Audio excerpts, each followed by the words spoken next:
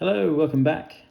Here is a nice little project we're going to sort out today. It is a Vertex, which is the British variant of the Revway watch brand. And this has a Revway movement. I can't remember which one it is. We'll open up and have a look. It's a plain dial, but as you can see, it's got a bit of a military look to it, and that is because it is a military watch. This is an A.T.P watch, which was designed for the British Armed Forces, and the A.T.P stands for Army Trade Pattern.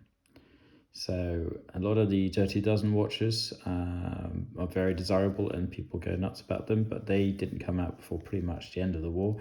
And these came out from about 1939 and all through the war. So this is most likely actually seen action. It's in very good cosmetic condition. A little bit of patina on the dial, which looks very nice. We're going to get a new crystal on here. It's got the original waterproof crown, because it's kind of a Revway sport case design. So it's a very early waterproof crown. And yeah, I've already loosened the case back so we can have a look at the movement. Here we go. This is a Revway Calibre 57. So nice Quarter de Genevieve. I don't know, I probably slaughtered the way you say that on here. The regulator is set all the way to slow, so we'll have to investigate that after we've serviced it. And you can see some nice fat finger marks here. Hopefully that will clean up nicely. It does tick, which is good. You see they have this movement hold down tin in here that keeps the movement secure so it doesn't move around. Quite typical from this time period of watch. All stainless steel case. Somebody has serviced this 2019 maybe, second 2019, sounds about right from when I bought it. But regarding the looking at the finger stains in here, I'm going to service this again. The reason I'm servicing this one's actually not going to be put up for sale, but going to be gifted to the daughter of a very good friend of mine. She's now 15 and incredibly into World War II. She's a very special person, very cool and unique individual, and because she's so into World War II, I thought this would be the perfect Christmas gift for her this year. And yeah, I'm a good her father is a good friend of mine, and he's helped me through some tough times, and yeah, I'd like to give something to her, and I think she will enjoy it. So cosmetically, I'm going to the luminous compound in the dial has dissolved and fallen out. Somebody has had a little accident with the minute hand, so we're going to try and straighten that up to our best ability, and we're going to match up some luminous compound and fill it. So I'm actually going to take the compound out of this hand as well and match it so we have the hands will look quite matching to the dial. I could probably get it similar to that, but I'm just going to replace it. Then it won't be radioactive as well. Probably a good thing. Yeah, so we can start by, see how close to that. So we can start by taking the movement out of the case.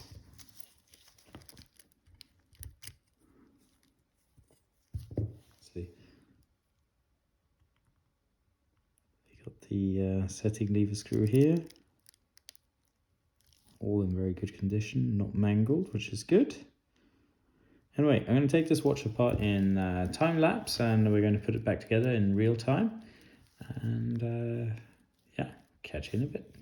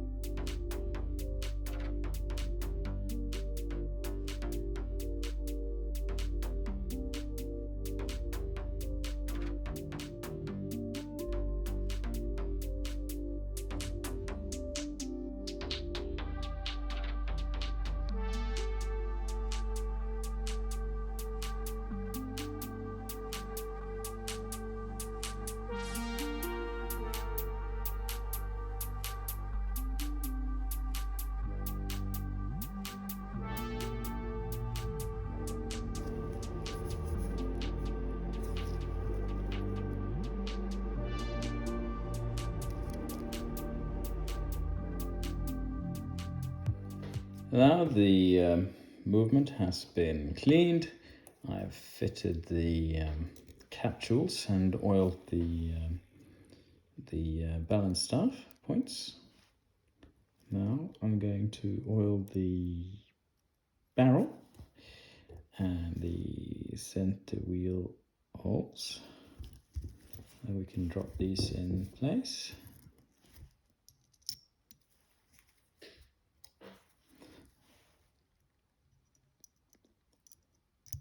Like so.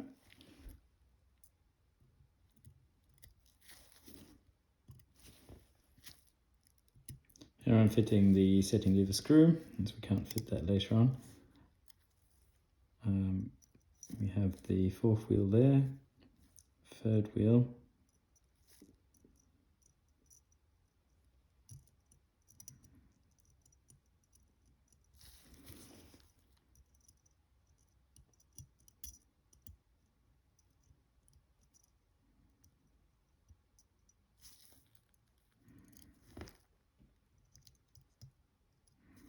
now the center wheel, and we might as well fit the escape wheel as well.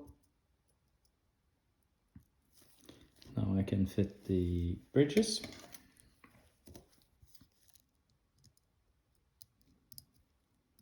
Now I'm going to look under the microscope to make sure all my pivots line up before I press this down. Actually, I'm going to put the other bridge on as well, so I'll do them both, secure them in the underneath the microscope, because I don't want to break any pivots. See, all the pivots are in the designated jewels, so that's good. Now we can fit the screws.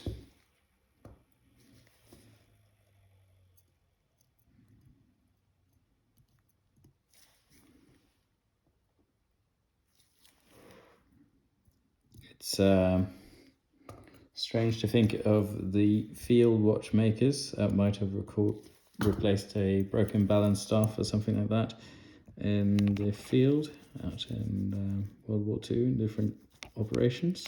They'd probably just sit in a damp tent with a little light to illuminate their work. It's hard to imagine, but it's a bit more comfortable in my workshop, that's for sure.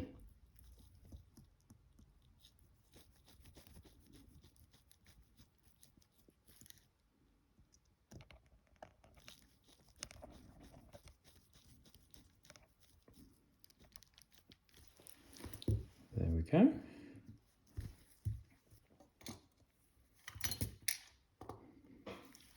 The crown wheel has a very nice guard, metal guard that prevents it from wearing.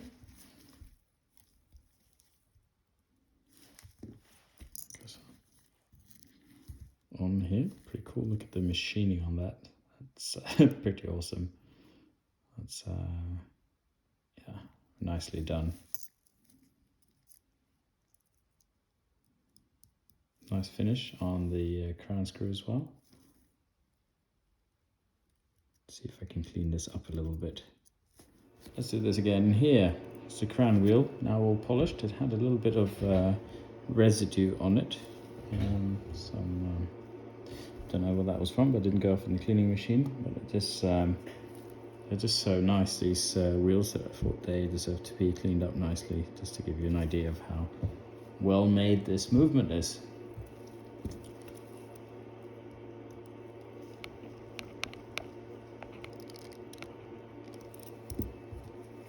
That's secured, and we have a just as nicely decorated ratchet wheel coming in.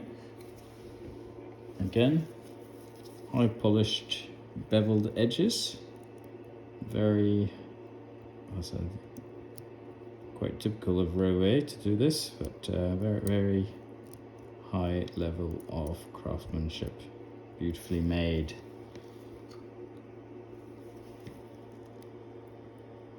And a reason for why I really like these watches.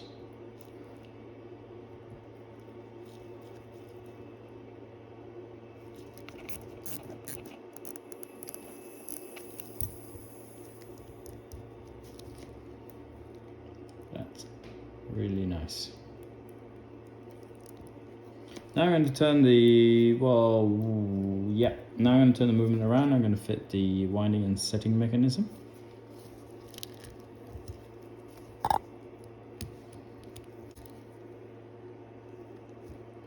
And we're going to start by fitting the winding pinion. Nice big solid winding pinion here. That a good dollop of grease. Now for the sliding pinion.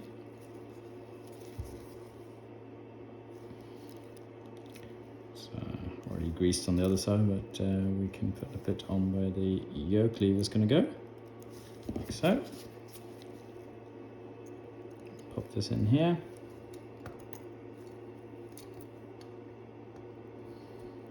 I'm going to fit the clutch pinion, cannon pinion.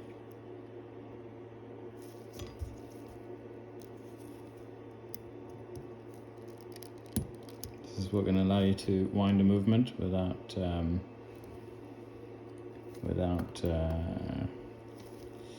making that possible. That this slides on, well, the clutch, basically the tension of this allows the hands to move around, so when you set the hands it would slip here and not affect the movement too much.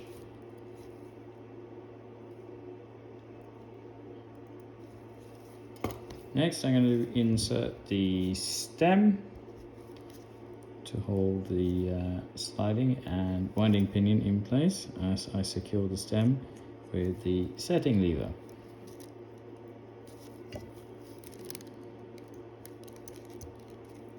Like so.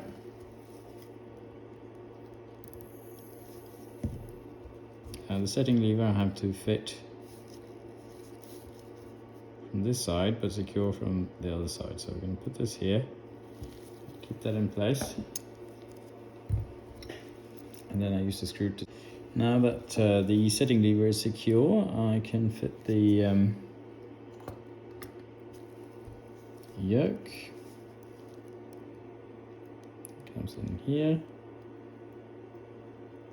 We're going to give that a little bit of grease to allow it to slide easily. Yeah.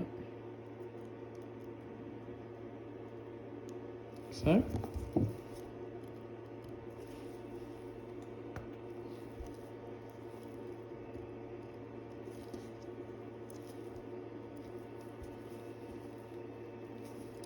There's a yoke spring coming in here. Like that. Now we can fit the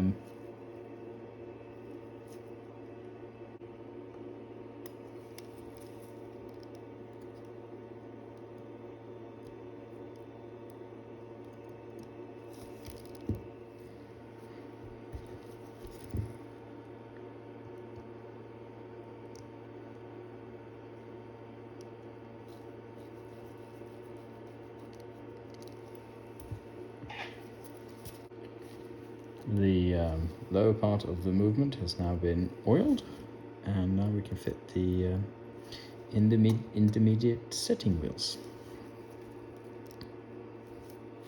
If you look at this wheel here, not sure if it will focus, but it will have a beveled edge and a flat edge, and when they have a beveled edge like that, that always faces down towards the sliding pinion. We have one more little plate that secures these wheels in place. That comes over like this, secured by a single screw.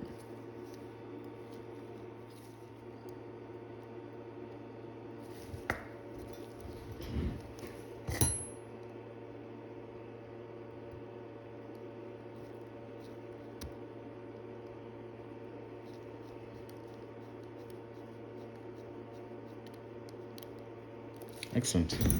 Now the setting and winding mechanism is in place. We can set the watch like this. Right now there's nothing stopping the gear train from moving when I move it, so all the gear train's moving with the pinion. But technically when you have the pallet in, that will stop the gear train from moving, and the cannon pinion will slide on the center wheel And when otherwise, you disengage the hand setting and you wind a movement, you can see how the friction in the cannon pinion is enough to drive the intermediate hour wheel, so that you'll have your minute hand up here, and then you'll have your hour wheel here. You put your hour hand on here, so yeah.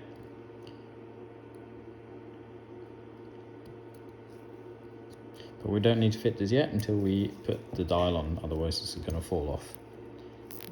We'll turn this around, and we're now going to fit the pallet fork and the pallet bridge, and we're going to oil the top of part of the base movement, and we're going to oil the pallet.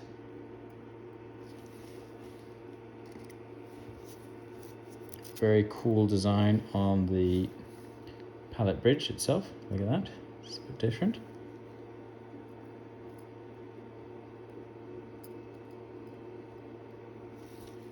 Now we've lubricated the movement, and I'm ready to fit the balance again. So let's see if we can get this thing ticking.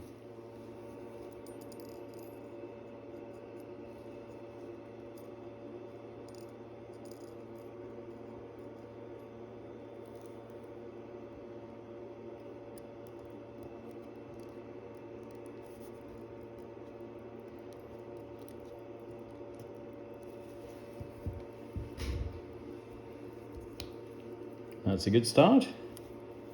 Now I'm going to secure that with the balance cock screw, and I'm going to put it on the time graph and see how it performs.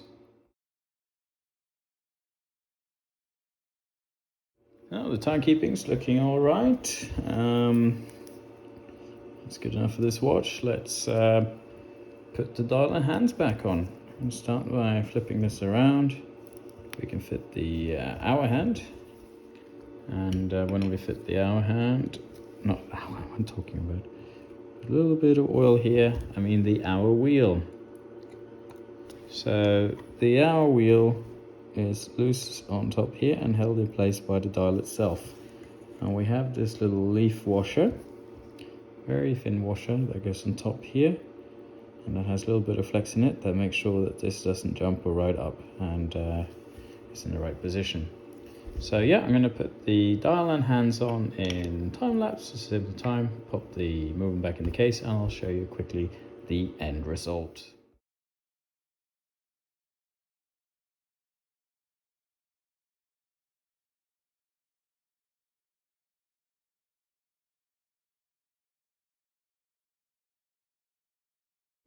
And there we have it. I'm going to put the movement holder on, secure it in a second, but just have a quick look at the movement. Pretty nice decoration on this, don't you think, for a military watch in general?